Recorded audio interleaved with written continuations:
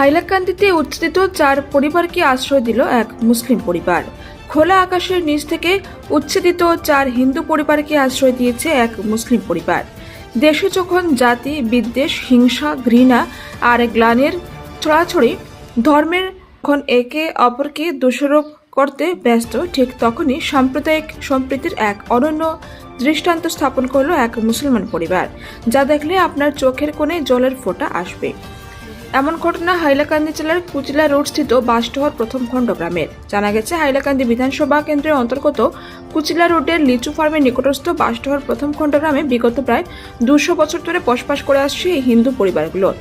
একই সম্প্রদায়ের প্রতিবেশী এক বাড়ির মালিকানাধীন জমিতে তারা প্রায় 200 বছর ধরে বসতি করে আসলেও গত 7 আগস্ট তারিখে জমির মালিক তাদের ঘরবাড়ি বুলডোজার দিয়ে গুড়িয়ে দিয়ে তাদেরকে নির্মমভাবে উচ্ছেদ করে।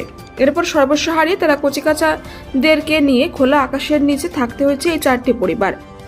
রাস্তার পাশে খোলা আকাশের নিচে কচিকাচা শিশু ও মহিলাদেরকে রাত কাটাতে দেখে মানবিক দৃষ্টিতে তাকিয়ে এই অসহায় হতদরিদ্র 4টি পরিবারকে নিজের বাড়িতে আশ্রয় দিয়েছে নজরুল ইসলাম চৌধুরী ও জহিরুল ইসলাম চৌধুরী নামের প্রতিবেশী মুসলিম পরিবার। আজ সাংবাদিকদের মুখোমুখি হয়ে কাতর আর্তনাদ করে ঘটনার বিস্তারিত তুলে ধরেন অসহায় মহিলা শান্তি রায়, সুশান্তি রায় ও সুভাষিনী রায়।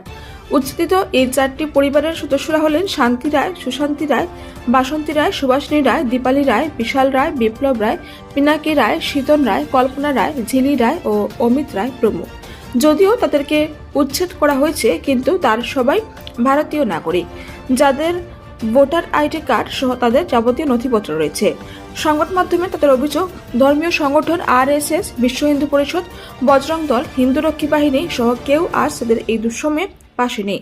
বিজেপি সরকার সহ সকল সংগঠনের কর্মকর্তারা বর্তমান বাংলাদেশের হিন্দুদের সুরক্ষা নিয়ে ব্যস্ত, কিন্তু তাদের খবর কেউ নেয়নি।